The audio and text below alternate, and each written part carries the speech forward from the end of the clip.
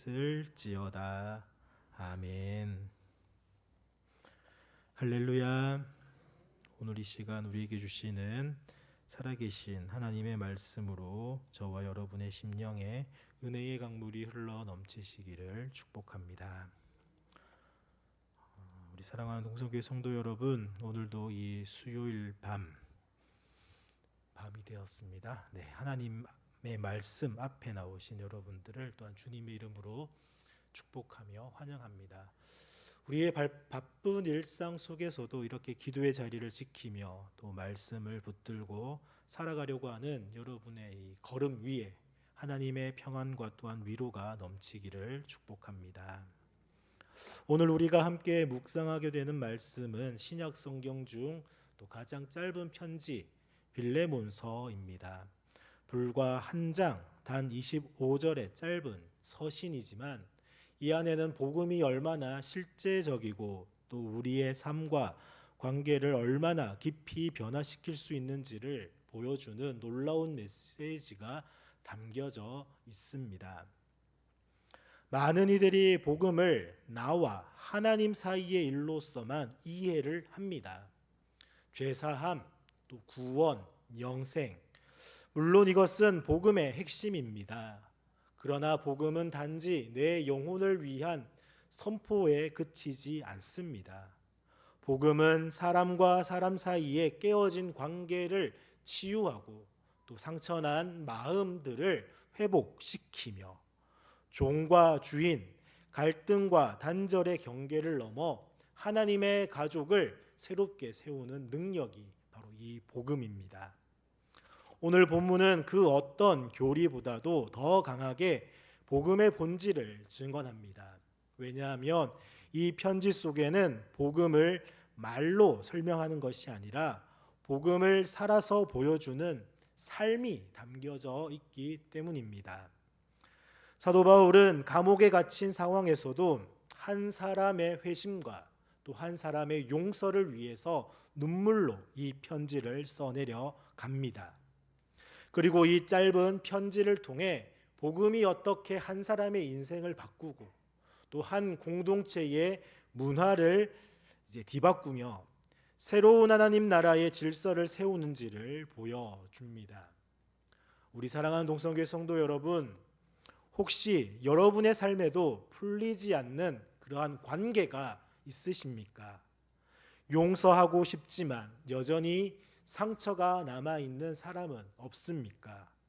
내가 먼저 손 내밀기에 너무 버겁고 또 지금껏 꾹꾹 눌러놓았던 그런 감정과 아픔이 있는 분들도 계실 겁니다. 오늘 빌레몬서를 통해 주시는 하나님의 말씀 앞에 우리의 마음을 열어봅시다. 복음은 사람을 바꾸는 능력이고 복음은 관계를 새롭게 하는 은혜이며 복음은 우리가 서로를 주 안의 형제로 자매로 받아들이게 하는 하나님의 힘입니다. 이 짧은 한 장의 편지 안에서 하나님의 복음이 어떻게 살아 역사하는지를 함께 깊이 묵상하기를 원합니다. 오늘 설교 본문에는 없는 이야기를 잠깐 해보려고 하는데 갑자기 생각이 나가지고 우리나라에도 초기에 교회 기독교가 들어오면서 선교사님들이 교회를 세우고 또 그 교회에 성도님들이 많이 모였을 때에 가장 큰 문제가 무엇인지 아십니까? 바로 우리나라에도 종과 주인이 있었기 때문에 그것 때문에 교회가 많이 어려움을 많이 겪었다라고 합니다. 특히나 서울에서는 지난주에도 우리가 공동회의를 통해서 이제 선거를 했는데 장로를 선출을 했는데 갑자기 종이 장로가 돼버린 겁니다. 주인이 안 되고 그래가지고 분열된 교회들이 많이 있었답니다. 그런데 저기 충청도에 가면 금산교회라는 곳이 있습니다. 지금도 100년 넘은 그 교회가 그 모습 그대로 보존되어 있는데 그곳에는 조덕삼 씨와 또 이자익이라고 하는 이제 마부의 그 이야기가 있습니다. 그 이야기에 갑자기 생각이 나가지고 오늘 오네시모가 바로 이 종이었고 빌레몬이 그 주인이었는데 그 이야기에 갑자기 생각이 났습니다. 조덕삼 씨는 그 금산의 좀 유력한 부자였고, 이자익이라는 분은 먹고 살기 위해서 조덕삼 씨 집에 흘러 들어와가지고 그곳에 마부 일을 하고 있었습니다. 그런데 그곳에 네이트 선교사님인가 어떤 선교사님이 오셔가지고 금산교회를 세웁니다. 그때 이 조덕삼 씨가 예수님을 믿자 그 밑에 있었던 종들 또한 다 예수님을 믿게 된 겁니다. 그러자 이자익이라는 분이 너무나도 또 예수님을 잘 믿다 보니까 장로 선거를 했는데 종이었던 이자익이 장로가 된 겁니다. 금산교회 초대 장로가 된 것입니다. 큰일 났습니다. 막 큰일 나가지고 선교사님 어쩔 줄 모르고 있는데 이 조덕삼 씨가 그럽니다. 나는 집에서는 주인이지만은 교회에서는 나의 이 마부를 이자익 씨를 내 장로님으로 받들겠다라고. 당연히 이 이자익 씨도 자기가 집에 가면은 마부로서의 그 역할을 잘하겠다라고 그렇게 이야기를 하면서 교회가 안정이 되었습니다. 그리고는 이 이자익 씨가 너무나도 신실하고 또 이제 성경에 대해서 많이 알고 하다 보니까 이 조덕삼 씨가 이자익 씨를 신학교로 보냅니다. 그리고 이 이자익 씨는 목사님이 되어가지고는 나중에 이제 조덕삼 씨도 금산교회의 장로가 되었고 또 이자익 씨를 초대 또 이제 금산교회 또 목사님으로 또 청빙을 하게 되었습니다. 그리고는 우리나라에서 이제 장로교회에서 총회장까지 되셨던 분이 바로 이자익 목사님이신데 그 이자익 목사님의 후손들이 이 조덕삼 씨 이제 후손들에게 조덕삼 씨가 그 당신의 할아버지 그러니까 선조가 있었기 때문에 우리가 이렇게 있었습니다라고 고백할 정도로 그런 좋은 아주 아름다운 이야기가 이 금산교회에 있습니다. 그런 이야기처럼 아마도 오늘 이 빌레몬서의 이야기는 그러한 이야기로 풀어가지 않았을까라는 생각을 해보면서 갑자기 이 이야기가 생각이 나가지고 원고에도 없는 이야기를 하게 되었습니다. 어쨌든 오늘은 이 오네시모 즉 도망친 종에서 사랑받는 형제로 받아들여지는 놀라운 이야기가 전해집니다. 그래서 복음은 단지 한 사람의 마음을 변화시키는 데에 그치지 않습니다. 복음은 한 사람의 신분을 새롭게 하고 그의 과거와 상처를 또한 품으며 그를 주 안에서의 형제로 다시 세우는 능력이 된다라는 것입니다. 빌레몬의 종 오네시모는 주인에게 손해를 끼치고 도망친 인물이었습니다. 정확히 무엇을 했는지는 성경이 말하지 않지만 분명한 것은 로마라고 하는 그 법 아래에서 이 오네시모는 용서받을 수 없는 죄인이었습니다. 감히 종이 주인의 것을 훔쳐가지고 그렇게 주인의 손해를 끼쳤다는 것은 용서할 수 없는 죄였습니다. 자유인이 될 수도 있었습니다. 종은요. 그러나 이런 죄를 지은 이 사람은 자유인도 될 수 없는 그러한 종이 되어버리는 사회적 굴레에 갇힌 그런 존재였다는 것입니다. 그러나 놀라운 일이 일어납니다. 오네시모는 감옥에 있는 바울을 찾아가고 그곳에서 복음을 듣고 예수 그리스도를 영접하게 됩니다. 사랑하는 동성교회 성도 여러분, 도망자 오네시모가 어디로 가야 했겠습니까? 자유를 얻을 수 있는 새로운 도시로 가야 했습니까? 아무도 모르는 곳에 자신을 숨길 수 있는 그런 곳으로 어떻게 보면은 또 뭐 뒷골목으로도 숨어들 수도 있겠고 그렇게 갈 수도 있었겠습니다. 하지만 오네시모는 놀랍게도 감옥으로 갑니다.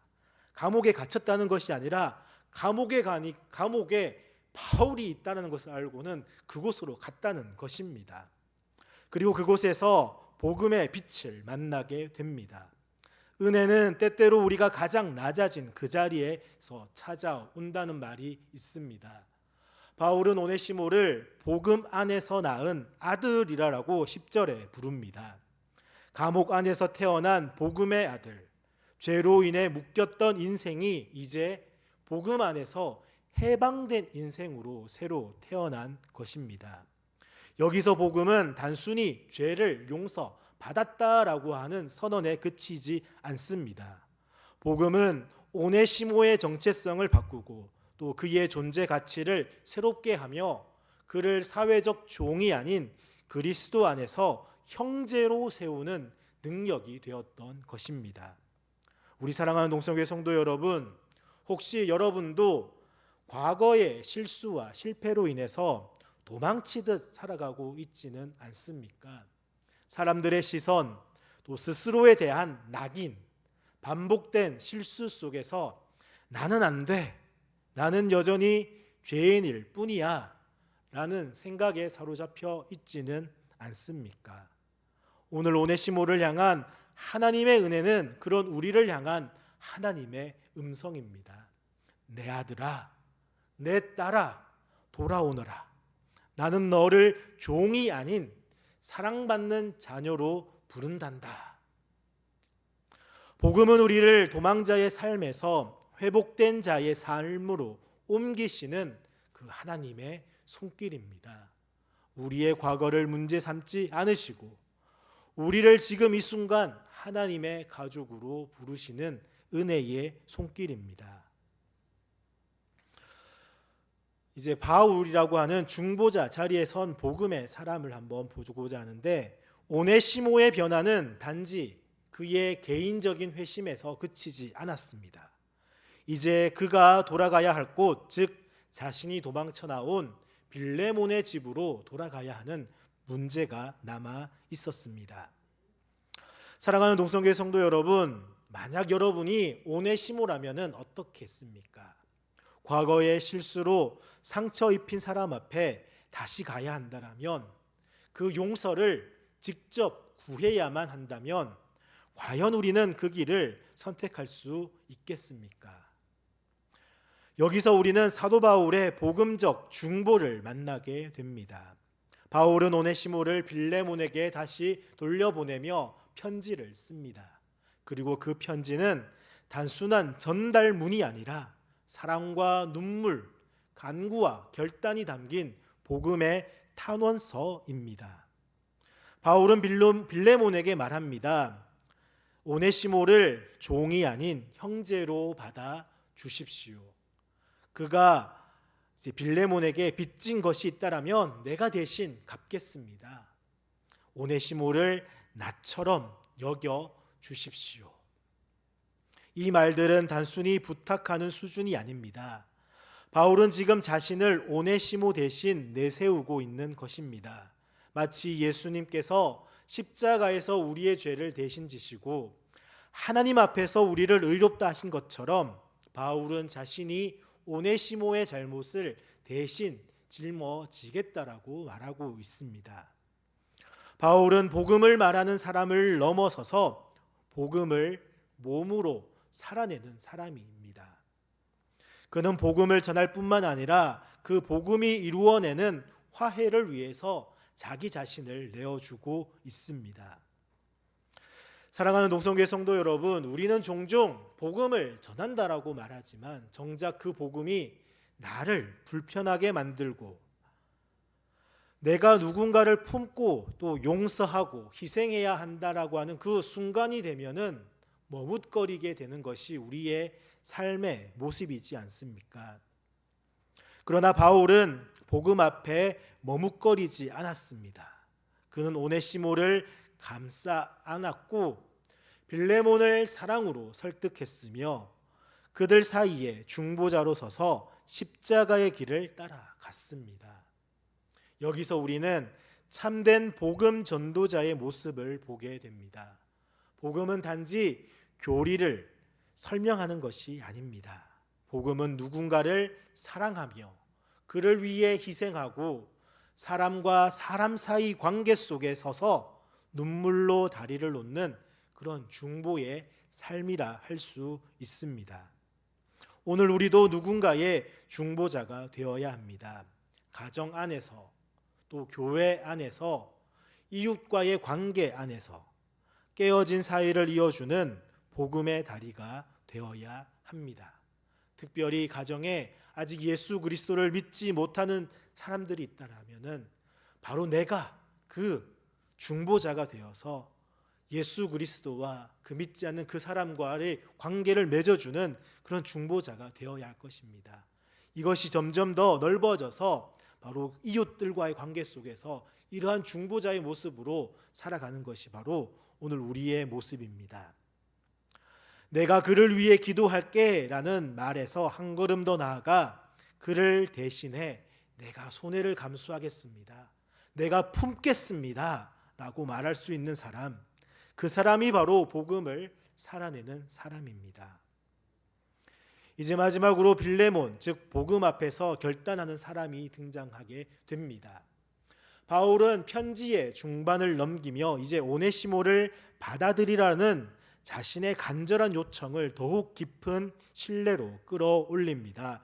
우리 빌레몬서 21절 말씀 우리 찾으셔서 함께 같이 읽겠습니다. 21절입니다. 나는 내가 순종할 것을 확신함으로 내게 썼노니 네가 내가 말한 것보다 더 행할 줄을 아노라. 아멘. 사랑하는 동성교회 성도 여러분, 바로 여기서 바울은 명령하지 않습니다. 또한 강요도 하지 않습니다. 바울은 단지 복음 앞에서 스스로 결단하기를 기다리고 있습니다. 그것은 빌레몬의 신앙의 깊이를 믿기 때문입니다. 그가 그리스도 안에서 복음을 경험했고 자신 또한 용서받는 자이며 자기 집에서 예수 공동체를 섬기는 리더임을 알았기 때문입니다. 바울은 빌레몬이 말씀을 아는 자에서 말씀을 사는 자로 서기를 바랬던 것입니다. 즉 복음의 진리를 가르치는 자가 아니라 그 진리를 따라 누군가를 용서하는 자로 결단하기를 소망하는 것입니다. 사랑하는 동성교회 성도 여러분, 빌레몬의 입장에서 생각해 봅시다. 도망치고 또 손해를 끼친 종이 다시 돌아왔습니다. 바울이 간곡히 부탁합니다. 그를 형제로 여겨 주십시오. 하지만 마음 한켠에는 여전히 상처와 분노가 남아있을지도 모릅니다. 그것이 연약한 우리의 모습입니다. 왜 하필 나여야 하는가? 내가 용서하면 그가 정말 달라지기나 할까? 그러나 복음은 말합니다. 저와 여러분, 당신도 예수님께 용서받은 자가 아닙니까? 저와 여러분, 당신 또한 복음의 은혜로 하나님의 자녀가 되었지 않았습니까? 복음 앞에서 모든 관계는 새로워져야만 합니다. 종과 주인의 관계가 아니라 가해자와 피해자의 관계가 아니라 하나님의 가족으로 주 안에서 형제로 다시 만나는 자리, 그것이 바로 복음의 결실입니다. 바울은 말합니다. 우리 18절 말씀 우리 같이 함께 읽겠습니다. 18절입니다. 그가 만일 내게 불의를 하였거나 내게 빚진 것이 있다면 그것을 내 앞으로 계산하라. 아멘. 이 말은 빌레몬에게 이렇게 들렸을지도 모릅니다. 빌레몬, 오네시모가 내게 준 상처 내가 다 안다. 그러나 네가 오네시모를 용서할 때 너는 복음의 능력을 가장 깊이 경험하게 될 것이다.